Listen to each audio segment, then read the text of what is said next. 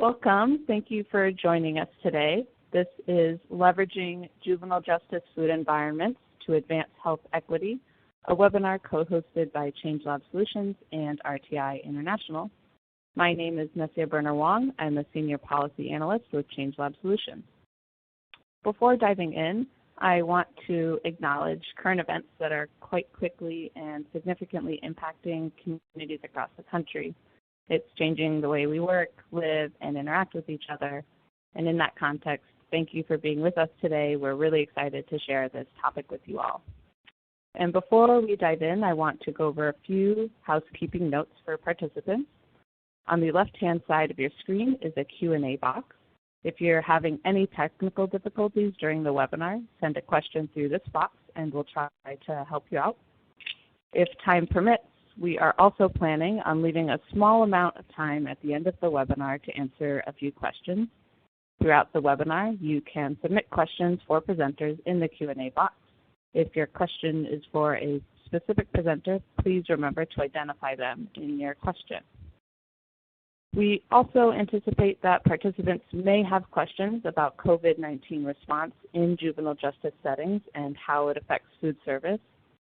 Considering that there are wide variations in policy and responses across the country, rapidly evolving information and environments, we unfortunately are not able to answer those questions at this time.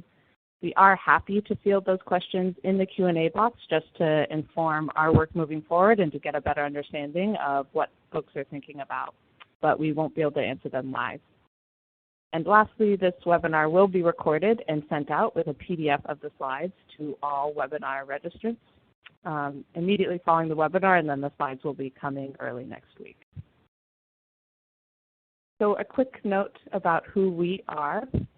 I'm with ChangeLab Solutions, and we're a national organization that works to advance equitable laws and policies to ensure healthy lives for all, prioritizing communities whose residents are at highest risk for poor health.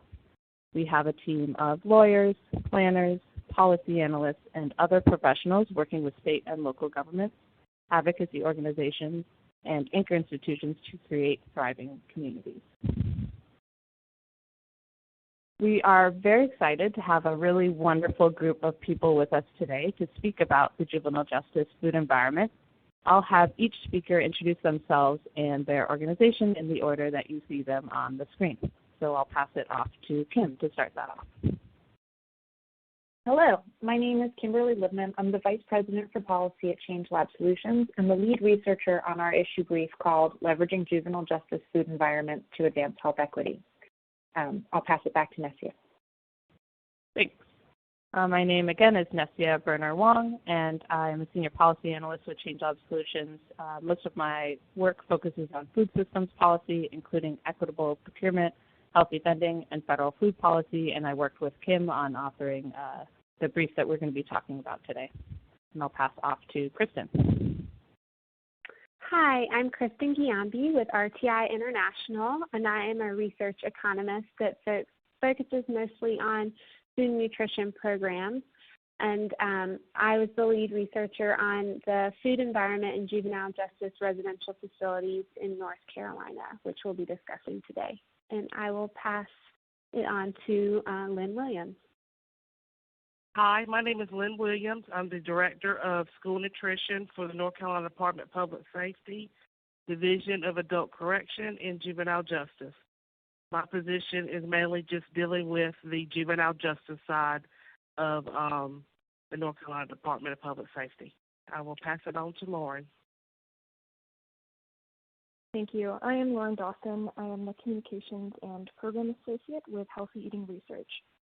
Healthy Eating Research is a national program of the Robert Wood Johnson Foundation that supports research on policy, systems, and environmental change strategies to promote children's health in the areas of nutrition, nutritional disparities, and food security. And my main role with the program is to work with our grantees and program staff to make sure our findings are published and communicated effectively. Thanks, everyone. So a quick overview of what we're planning to cover today over the course of the webinar. We're going to start by talking about why we're focusing on this topic and why we think this topic is important. Then we're going to go into what we found through ChangeLab's research at the national level, and then RTI's research in North Carolina, and then conclude by speaking a bit to the future. So let's jump in. I'm going to pass it off to Lauren Dawson from Healthy Eating Research to speak to why we're talking about this subject. And in context, Healthy Eating Research helped to fund both of the research briefs that ChangeLab and RTI offered. Thanks, Nessia. So HER was very happy to support the two research projects that you'll hear about today. As I mentioned, HER focuses on research questions and strategies that have high potential to advance nutrition-related health equity.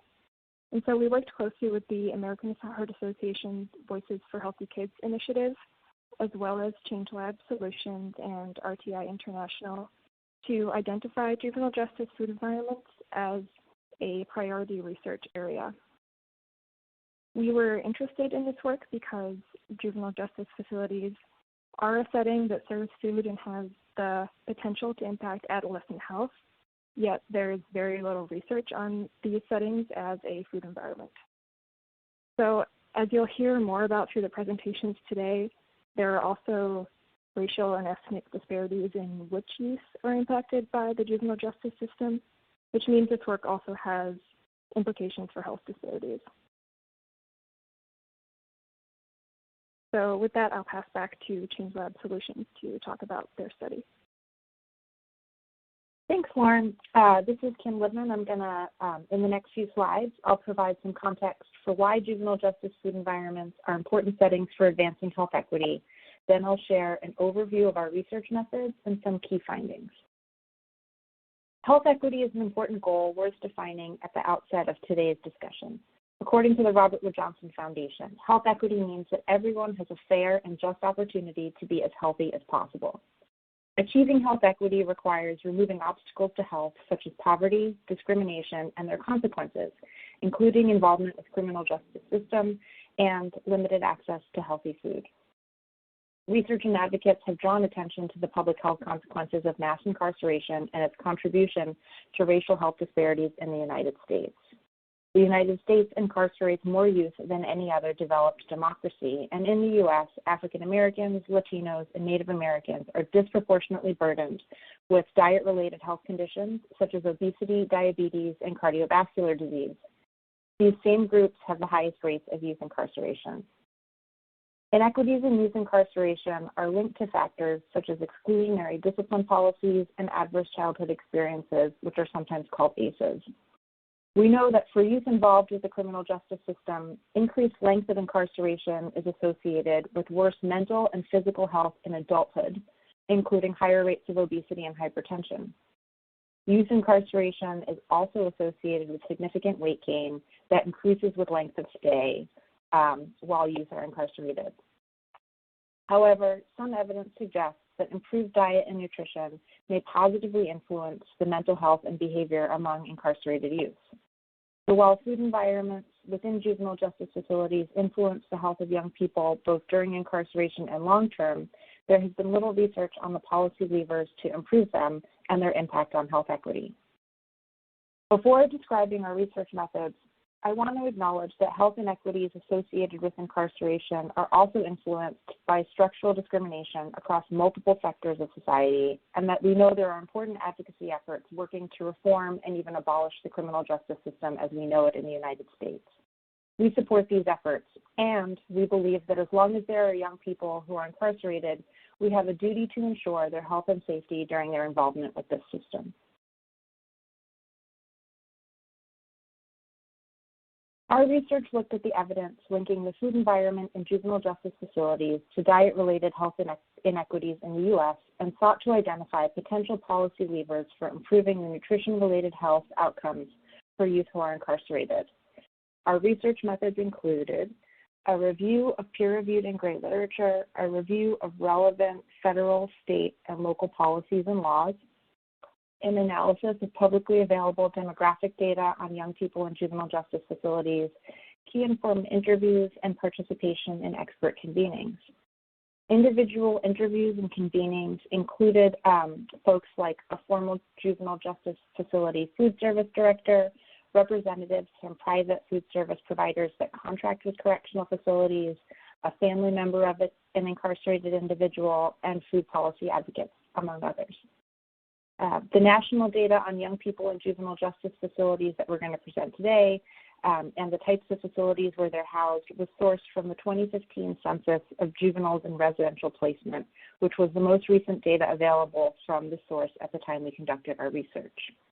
So the key findings we're going to share today fall into three categories: the potential population impact of improving juvenile justice food environments, the components of the food environment and the qualitative factors that shape them, and an overview of relevant policies and regulations. So starting with the population impact. The potential population impact of improving juvenile justice facility food environments is a function of the total number of youth incarcerated and the duration of their stays. In the U.S., nearly 50,000 youth ages 21 and under are incarcerated in residential facilities and collectively consume about 150,000 meals a day.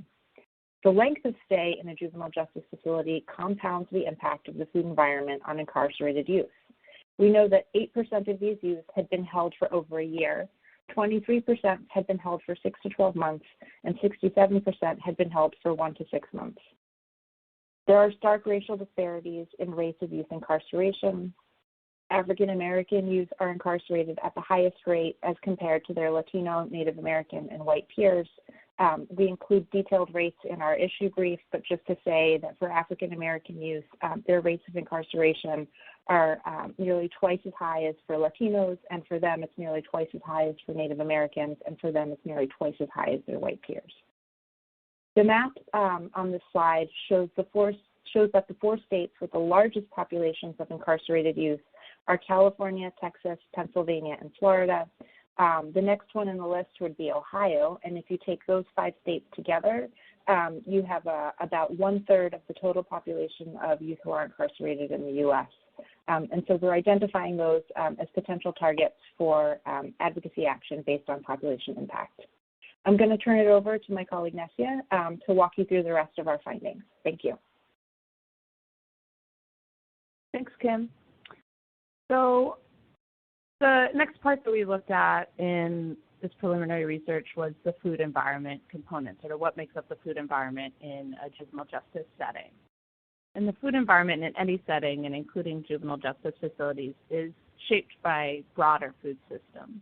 These food systems, which involve multiple actors interacting at and across multiple levels, shape what we identified as the 4 main components of correctional food environment: food service and catering, commissaries and canteens, food in visiting areas, and food gardens.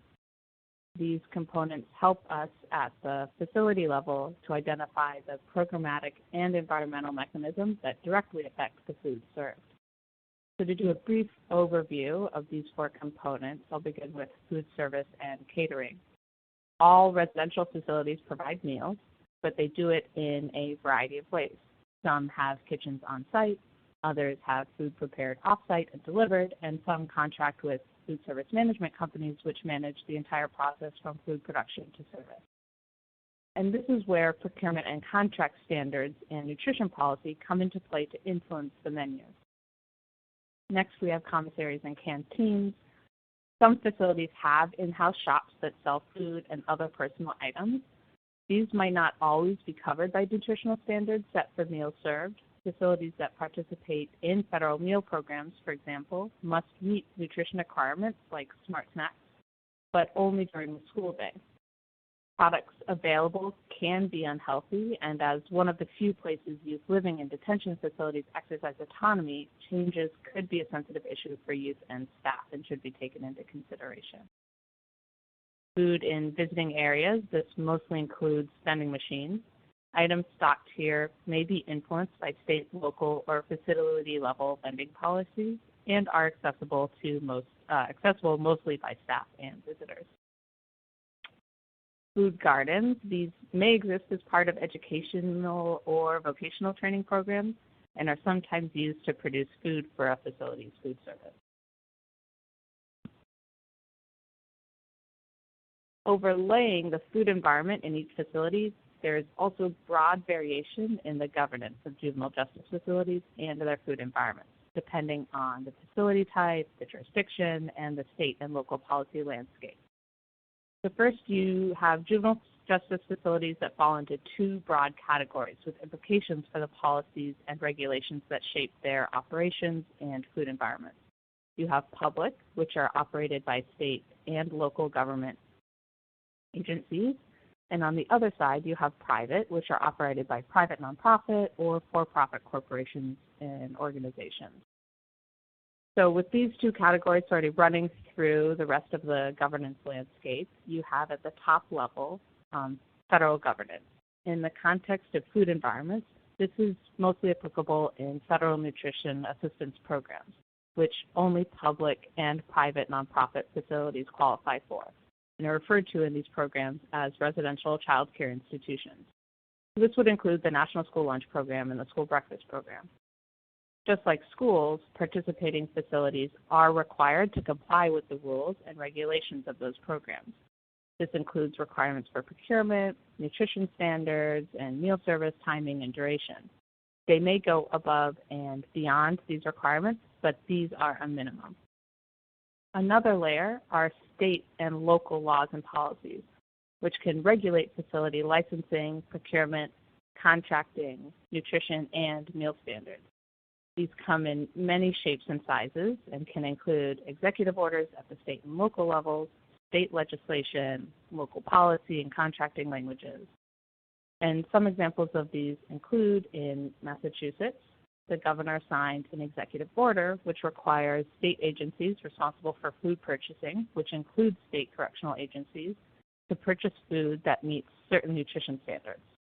In Oregon, there is a law that requires all local correctional facilities to feed detainees 3 meals a day that are, quote, nutritionally adequate. And then in Woodbury County in Iowa, they instituted a policy requiring county departments that purchase and serve food, such as county juvenile justice facilities, to purchase and serve food to prioritize local and organic. So as I hope you're beginning to get a sense of, this can get messy and there can be gaps. For a state like California, which has procurement standards for all state-level correctional facilities, the vast majority of youth are actually housed in county facilities, so those standards would not apply. The overlaps and gaps between standards at different levels of government can complicate meal planning and food service and could potentially deter facilities and jurisdictions from tackling this policy issue. So to sum up our key takeaways from this research, it's threefold. First, because of the tangle of regulatory that govern juvenile justice facilities, state governments in particular could be a very effective tool in reaching broad groups, building a broad coalition of support, and affecting wide-reaching change across a large population of juveniles in correctional facilities. State regulation could implement policy for minimum nutrition standards and food service standards in both public and private facilities tied to something like licensing requirements, for example. Second, what we think is really worth some focus are current gaps in meal service regulations that impact youth held in juvenile justice facilities, specifically dinner, which is required to be served by most states in juvenile justice facilities, but isn't often regulated in terms of its nutritional quality because it falls outside of the National School Lunch Program. Additionally, facilities that do participate in the National School Lunch Program don't always participate in accompanying snack program, the after-school snack program, which has less administrative requirements and simpler nutrition standards and could be a really easy way to affect the food that juveniles have access to in these facilities. And lastly, commissaries and other food sale points are another potential target for policy change. Like I said, foods available in these spaces aren't always regulated and can have lesser nutritional value. That said, changes to these spaces where youth have autonomy in decision making should be considered carefully with respect and equity in mind, and with significant stakeholder engagement. I'm going to pass off now to Kristen to talk about what's happening in North Carolina. Thank you, Nessia. Again, this is Kristen Giambi, and we did a deep dive into the food environment of juvenile justice facilities in North Carolina. So we will get started. And we'll begin with just a brief overview of the North Carolina juvenile justice landscape. So in North Carolina, there are 3 types of secure juvenile justice facilities. There are state-operated youth development centers that we will refer to as YDCs. There are state-operated juvenile detention centers, which we will refer to as JDCs. And there are also county-operated JDCs. YDCs are secure, long-term residential facilities that provide education and treatment services to youth who have been adjudicated for violent or serious offenses and often have chronic offending histories. JDCs are facilities that temporarily house youth awaiting a court hearing or another placement, such as a group home, as well as those who are detained for violating the terms of probation. There are 12 facilities in North Carolina, and of these, 4 are state-operated YDCs, 6 are state-operated JDCs, and 2 are county-operated JDCs. In North Carolina, the average daily population at juvenile residential facilities is around 334 youth, and the average length of stay for YDCs was around 358 days, while the average length of stay for JDCs was 17 days. And we just wanted to provide this background so you have some more context of the rest of our key findings. So in terms of our methods, we selected a purposeful sample of respondents among those responsible for nutrition policy, food procurement, menu development, or food services from the 3 types of facilities, and sought participation from North Carolina Department of Public Safety Nutrition Services staff. A total of 6 respondents from 5 facilities and NCDPS agreed to participate in a survey and interview in July of 2018. We developed 2 semi-structured interview guides, one for NCDPS respondents and one for facility-level respondents. The interview guides address topics including local wellness policies, wellness committees, food purchasing and menu planning, participation in the school breakfast program and national school lunch program, food served, safe drinking water, nutrition education provided to youth, and staff training. To better focus each of our interviews, we also developed a survey consisting of 30 closed-ended questions that respondents were asked to complete before their interview. For example, does your facility participate in the National School Lunch Program? So now we will move on to some key findings. The first finding we wanted to highlight today was on innovative programming within North Carolina facilities. So each of the facilities interviewed are implementing innovative programming and opportunities for youth to learn about nutritious foods and healthy lifestyle choices. Activities mentioned during the interviews included monthly taste tests, culinary classes, sensory gardens, greenhouses, information sharing by nutritionists on fruits and vegetables, informational events or fairs for youth and staff on eating healthy and stress management. One facility had a step timber during which youth wore step trackers for a month, and also some had initiatives that involved parents, such as healthy breakfast, lunch, and dinner, which involved staff showing parents what the youth were eating during a family visit to the facility.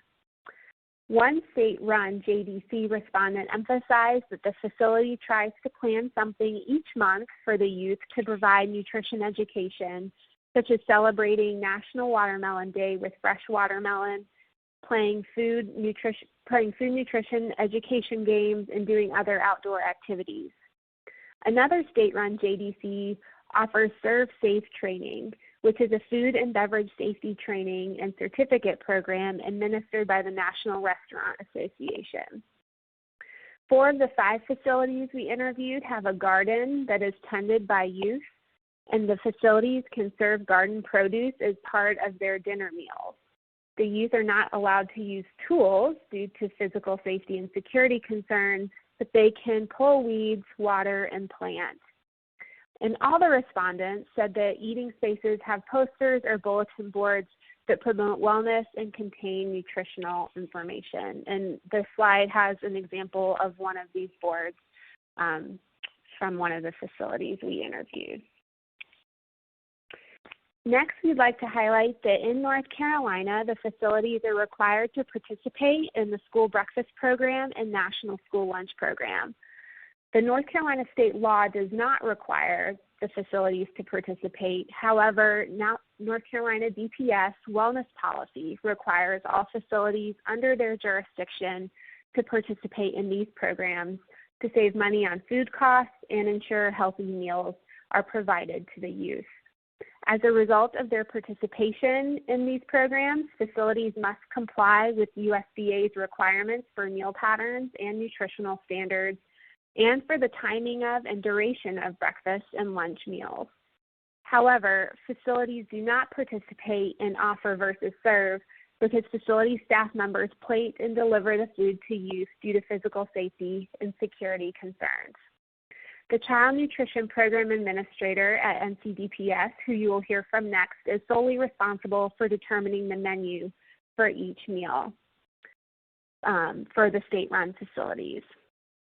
Most respondents reported no issues or challenges in meeting nutrition guidelines for reimbursable meals. One state-run JDC respondent said that participating in the National School Lunch Program was rough at first because of the smaller serving sizes for lunch compared with serving sizes the facility had been offering previously, but now that the youth were used to it and are receiving larger portions at dinner, it has gotten better. Additionally, 2 facilities, one YDC and one state-run JDC, also participated in the USDA-sponsored Teen Nutrition Program, which provides resources specific to the school breakfast program and national school lunch program, such as food buying guides and menu planning assistance, as well as nutrition education materials and lesson plans. Furthermore, something else we wanted to highlight is that youth at facilities in North Carolina do not have access to commissaries, canteens, or vending machines where they can purchase food or beverage products. Vending machines are only accessible to staff and visitors, so the only foods that the youth have access to are the meals and snacks provided through the USDA programs, as well as dinner, which we will touch on next. The facilities do not have specific nutrition requirements for food served at dinner. As mentioned previously, the Child Nutrition Program Administrator at NCDPS is responsible for determining the dinner menu at facilities. The NCDPS allows state-run facilities some flexibility at dinner and snack time so that facilities can use unopened or uncooked food products left over from other meals before they spoil. This flexibility allows food service supervisors to do some of their own planning as long as they do not go outside the bounds of the recipes developed by the department. The food items served at dinner are very similar to those served at lunch, but bigger portions are served at dinner. Facilities always serve fresh fruit with all their meals, and the county-run JDC facility mentioned that they do alter dinner menus during holidays, for example, to serve turkey on Thanksgiving, ham on Easter, or heart-shaped cakes for Valentine's Day. Facilities that have gardens can use produce from the garden at dinner time. Some facilities offer food from outside establishments, but this only happens very infrequently. The decision whether to allow outside food is made at the facility level. None of the facilities allow homemade food to be brought in by staff or visitors to be served to the youth. All facility respondents reported that the facility staff keep track of what meals and foods are the most popular among the youth. One facility offers youth taste tests to determine what foods youth like and allows youth to provide comments in a comment box if they have any grievances about meals. Although respondents said that changing the menu based on youth feedback is not always feasible, it gives the youth an opportunity to voice their concerns. And the last key finding we wanted to mention is that all 5 facilities interviewed teach about healthy eating throughout the youth stay, and 4 specifically include healthy eating and youth reentry plans. So a reentry plan is an individualized plan that is developed in preparation for a youth's return to the community from the facility. 4 of the 5 facilities interviewed include nutrition education and materials sent home with the youth and their families, with information about local food pantries, farmers markets, and social services that can help them access healthy and affordable food. The NCDPS aims to encourage youth to eat nutritious foods so that they do not develop medical conditions such as obesity or diabetes. One YDC respondent said that she presents the idea of healthy living to youth from the beginning to the end of their stay at the facility. Furthermore, this YDC requires youth to complete a behavior modification module, and the facility gives the youth sample menus and recipes when they leave. The facility staff try to teach youth that there are alternatives to fast or processed foods and try to teach parents to change the home food culture. 2 JDC respondents and 1 YDC participant mentioned the importance of spreading nutrition awareness to parents and connecting with families so youth will continue to eat healthfully when they return home with the support of their families. So we did this deep dive into North Carolina and found that we thought that they were a model juvenile justice environment for the other states may be able to learn some things from. So now I will pass it on to Lynn Williams. Hi, everybody. My name is Lynn. I'm the School Nutrition Director for the North Carolina Department of Public Safety. Thank you all for allowing me to be part of this webinar to share success stories in the North Carolina Juvenile Justice School Nutrition section and bring awareness of challenges directors face in the day-to-day operation and looking into the future to see changes being made. So our core mission is feeding children nutritious meals daily so they can succeed. So let's talk about some of the successes that North Carolina Juvenile Justice have accomplished. First of all, establishing local wellness policies and committees.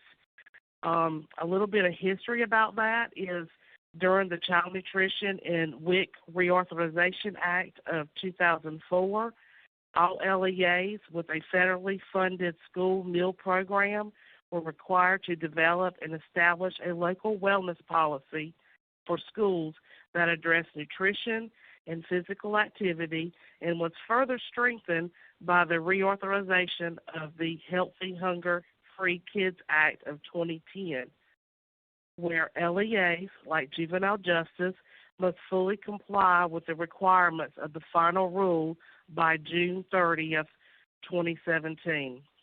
In the final rule, there were significant changes in the child nutrition programs to expand the scope of wellness policies. Policies are now required to include specific goals for nutrition promotion and education, physical activity, and other school-based activities that promote student wellness. With these mandates, juvenile justice developed local wellness policies and committees, both at the central office and facility level, and created innovative ways to engage the youth while maintaining safety and security measures. Committees, with the collaboration of other sections within juvenile justice, and that would include facility operations, health care, and education services, which are all stakeholders, had to step out of the box to come up with nutrition education activities as well as additional physical education activities for the youth. which has led us to be awarded and recognized at the local, state, and national level through innovative ways to promote local wellness initiatives and activities, fitness, physical education activities, and healthy eating habits for the youth we serve. And in the slides, there is a bulletin board at one of our youth development centers, and then also the other picture in the slide is one of our local school gardens at one of our detention centers currently. In the next slide, let's talk about a little bit of our other awards that our facilities participated in. The first one is the Healthier U.S. School Challenge Award.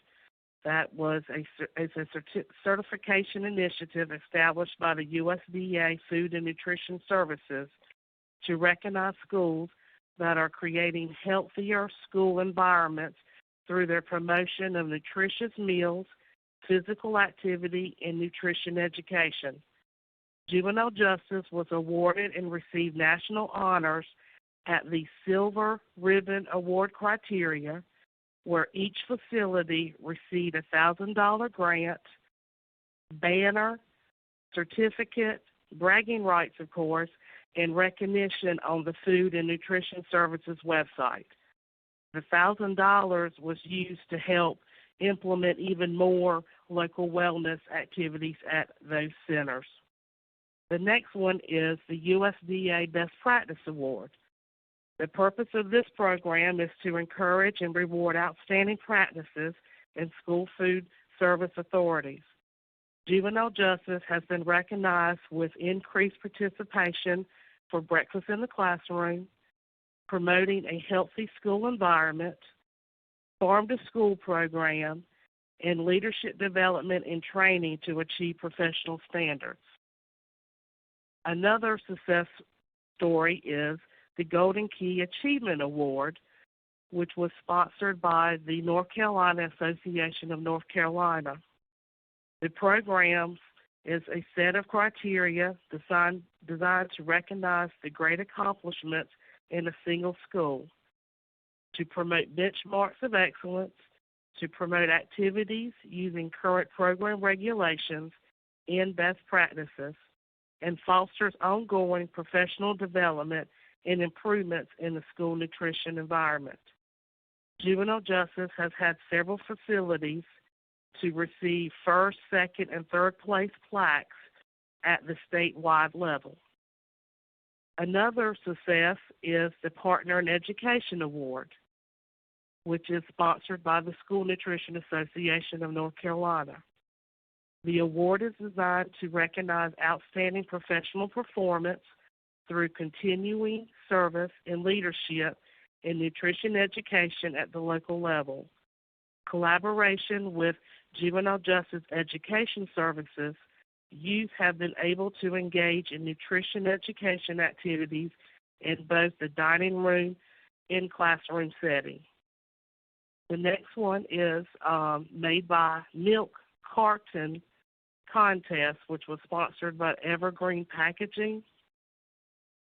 We had a lot of committees with the youth involvement to create, design, and build a project using reused empty milk cartons for local wellness initiatives, as well as incorporating the project into the youth education curriculum.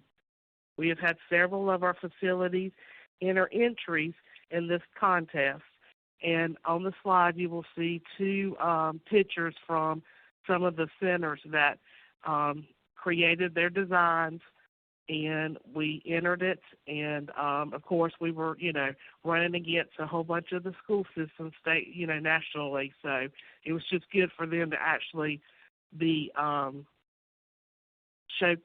to showcase those pictures and so forth.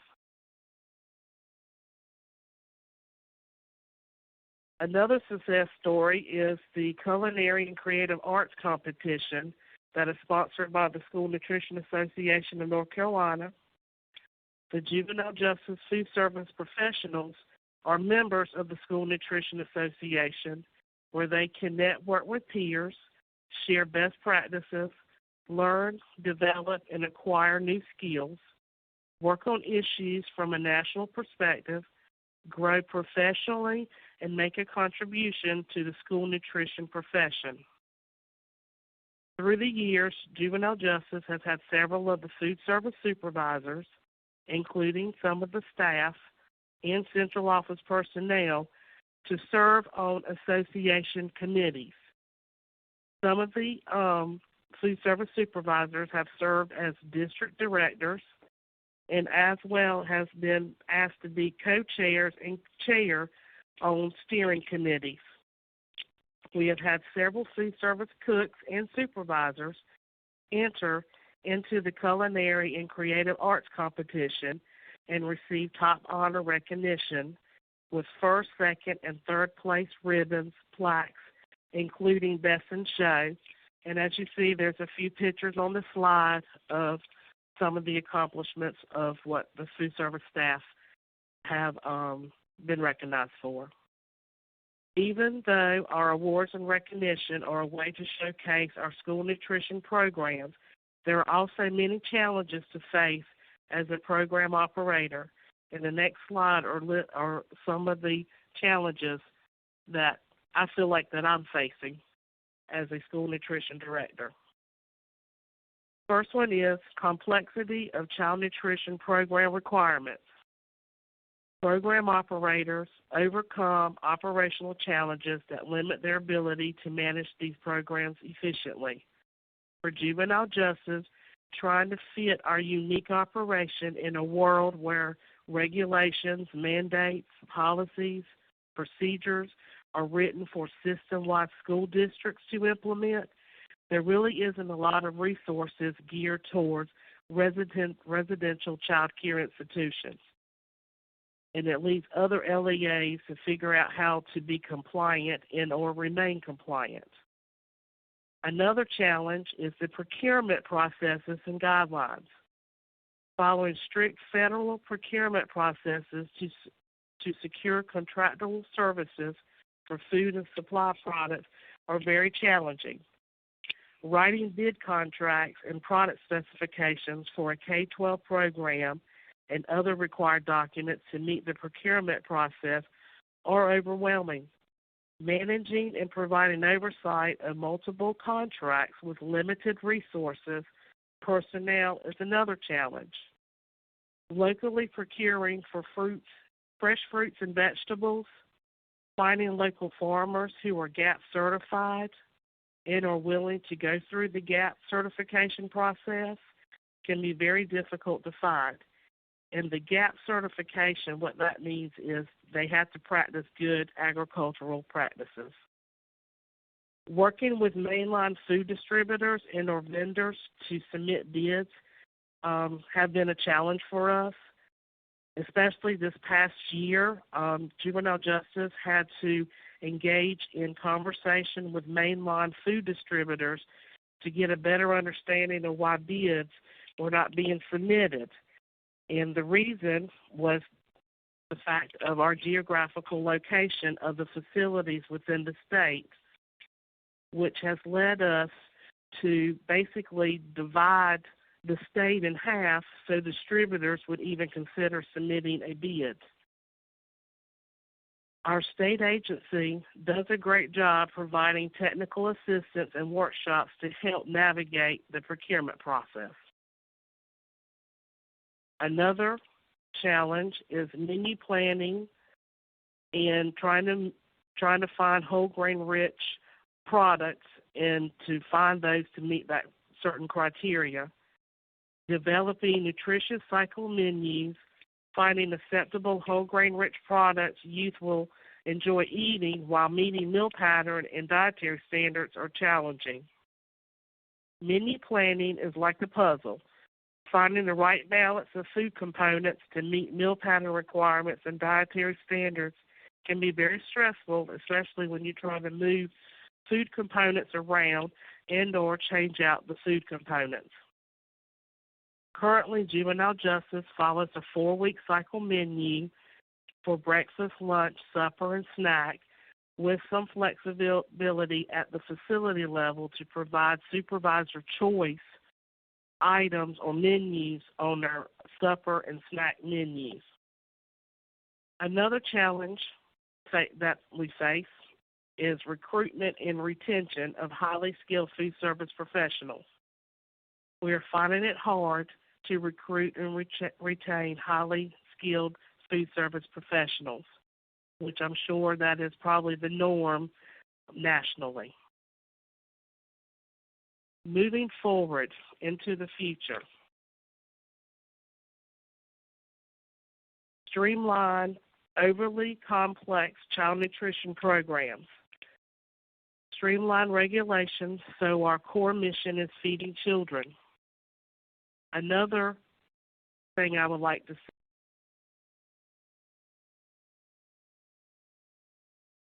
standards, allowing menu planners to offer meat and meat alternatives and grains interchangeably without offering a minimum grains requirement daily. Basically, we need to add back the meat alternative component to the breakfast meal pattern. Currently, there is not that component right now, and I do know that our School Nutrition Association is trying very hard to lobby against that so that we can see some changes with flexibility with the breakfast program in the future. Another future thing I would like to see is trying to create an advocacy group where we would all get together to be helpful for all of the nutrition directors from different states to meet and find out what other states are doing and or do more research in this area so our voices can be heard.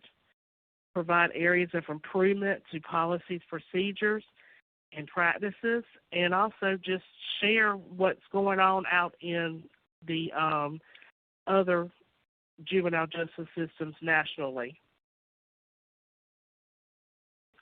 So specifically, more study and analysis of state and local policies and food and beverage environments across the country. We heard a deeper dive into North Carolina's system today, for example, but policies and practices likely differ across states and counties. Similarly, while public facilities house the majority of juvenile offenders, future research should consider privately operated juvenile justice facilities. We also know very little about facilities and potential jurisdictional issues in tribal communities, so that should be an area for future research. We need data on pre- and post-incarceration health and also research on longer-term impacts of nutrition policies on health outcomes, both during youth stays and then again after reentry.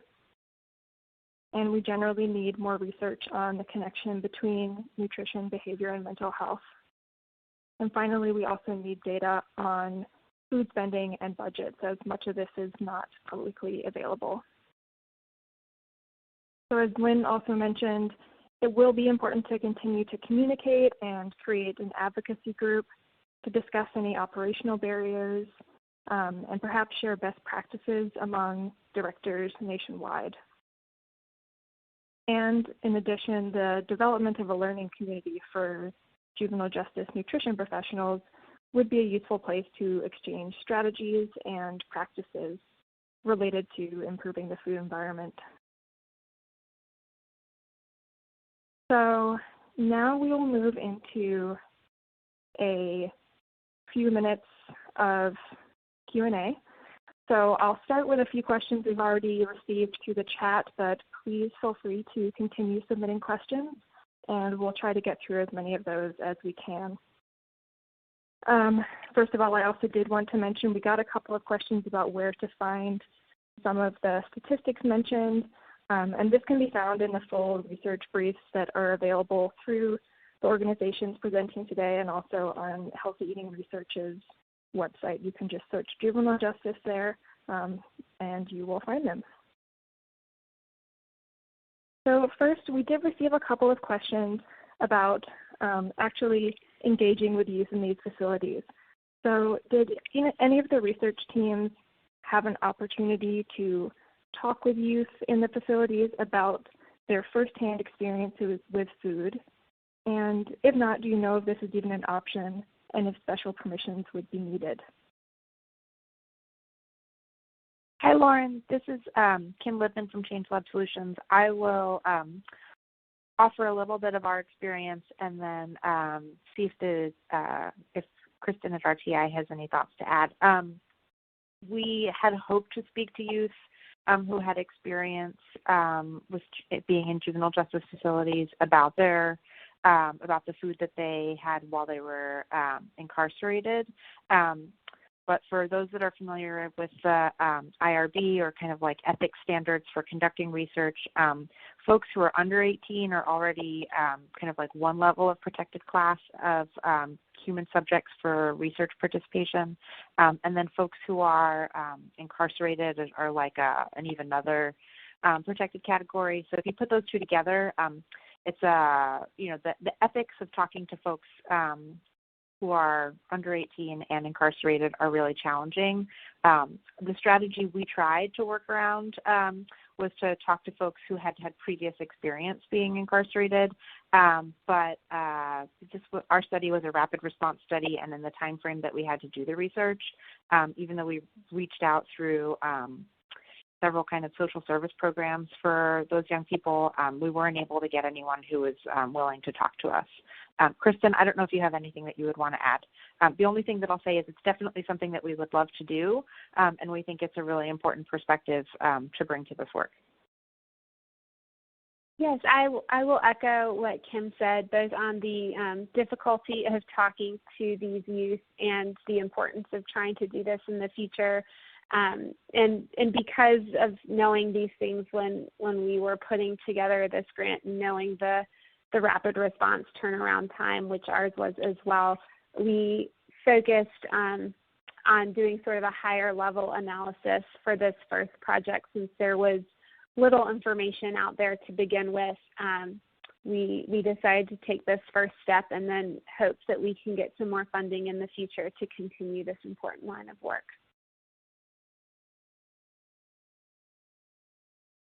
Great, thank you both. We've also received a couple of questions on this line. So do we know anything about how facilities cater to youth with different dietary needs, such as youth with diabetes or allergies? Presumably this is more challenging for these facilities since youth can't bring outside food. So can any of our speakers speak to that? Hi, this is Lynn. With North Carolina, we work closely with the healthcare services section, and also I contract with a registered dietitian that has come in to help with diabetes training, and we also have alternative menus for those youth that are coming in that have any kind of special diets or what we call unique mealtime for the students. So we are constantly, that's evolving. It seems like diabetes has become a very high issue with us. So all of those children are assessed when they come into the facility, and then we take it from there if changes need to be made for their diets and so forth.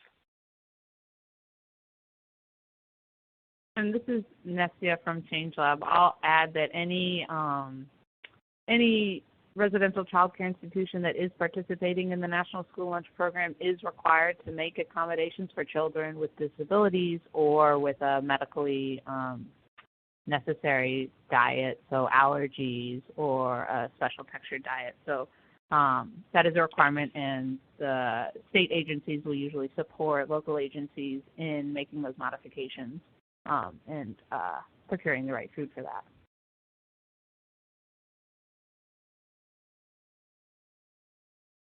Great, thank you. And do we know, this was a question specifically for North Carolina, if any of those facilities account for cultural food preferences? We try to do that at separate time. It's just because it's, once you get the meal pattern to fit all of the dietary and the meal pattern type requirements, we do some flexibility for that at dinner time. Also, some of the facilities, when they are doing some kind of local wellness health fair or a cultural fair, then yes, we do introduce some cultural food items as well.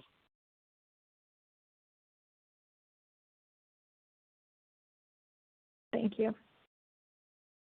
Are all facilities operating the National School Lunch Program required to have a local school wellness policy, or is that a decision that North Carolina made on its own?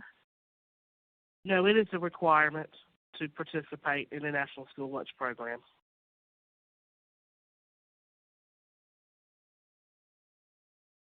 Thank you. And one more question, since we've received a couple on this as well. So are juvenile justice facilities eligible for farm-to-school grants? How was North Carolina able to get the funding for the gardens that they did? Either of the North Carolina speakers? Okay, the funding is actually just what the cost centers are allocated. So we are trying very hard to try to get a farm-to-school grant for our Stonewall Jackson Youth Development Center, which is our largest facility in the western part of the state. They already have greenhouses and other types of agricultural curriculum, and so we're working really hard to try to submit our request for that, and it's going on like I think our second or third year, and our education section really handles a lot more of that piece, and I just create, I just write a support letter and so forth. So currently, right now, state funding is the source for those types of things. Wonderful, thank you. Well, we've received a lot more questions, but I'm going to pass back to the ChangeLab Solutions team just to close out and let everyone know where they can learn more. Thanks, Lauren, and thanks everyone for some really wonderful questions. I know we didn't get to all of them, but we do have them recorded now, and we can use those to inform our future research. And we may try, if there are some themes that have come up and some frequently asked questions, that we will try and answer those once we send out the slide links next week. But feel free to get in touch and share your questions or comments with us. Our contact information is on this slide. Today, after the webinar ends, you will be directed to a very quick follow-up survey. Please take just 2 or 3 minutes to share feedback with us and help us shape this conversation and this work. With that will also be a link to the webinar recording. Early next week, you will be receiving another email. All people that registered for this webinar will be receiving an email from ChangeLab Solutions, again, with a link to the recording of the webinar, which will live on the ChangeLab Solutions website, a copy of the slide deck, as well as a reminder of where to find the briefs and potentially some answers to some other frequently asked questions that came up during the webinar.